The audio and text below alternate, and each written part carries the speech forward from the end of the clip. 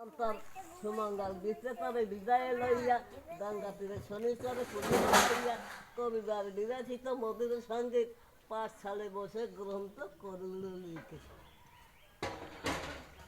শনির চরণে রাজা মোটাই করিল বহু বিদস্তব করে কহিতে লাগিল তোমার করিব পূজা করিয়াছি মন অনুগ্রহ কর দেব কর গ্রহণ পূজার পদ্ধতি কেব কবু নাই জানি নিজ মুখে বল দেব জোড়াও পরানি শনি আর রাস্তা শনি গেল কয় খমিলাম অপরাধ নাহি আর ভয় পূজার নিয়ম মম শুনাও প্রভৃতি তুমি অতি বুদ্ধিমান আমি জ্ঞানী মহামতি আমার বাড়িতে শুদ্ধ করিবে বসন করিবে আমার পূজা হয়ে শুদ্ধ মন নীল বস্ত্র কৃষ্ণীতির প্রদানিবে মহিষার মাছ কবই সংগ্রহ করিবে কৃষ্ণবর্ণ ঘাটানি করিবে পঞ্চজাতি ফুল ভালে করিবে দরিদ্র জান মাতে কহিবে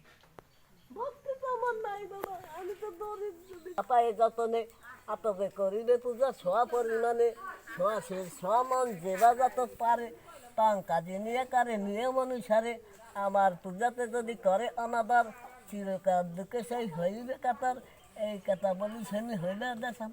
ভক্তিতে কারেন রাজা শনির পূজান প্রতি শনিবারে পূজা করেন আর বার ধান দিয়ে দিতে দে তুষিব অন্তর সুমঙ্গল বিক্রেতারে বিদায় লইয়া গঙ্গা তীরে শনিচরে পূজন যাইয়া কবিবার বিরাজিত মধুর সঙ্গে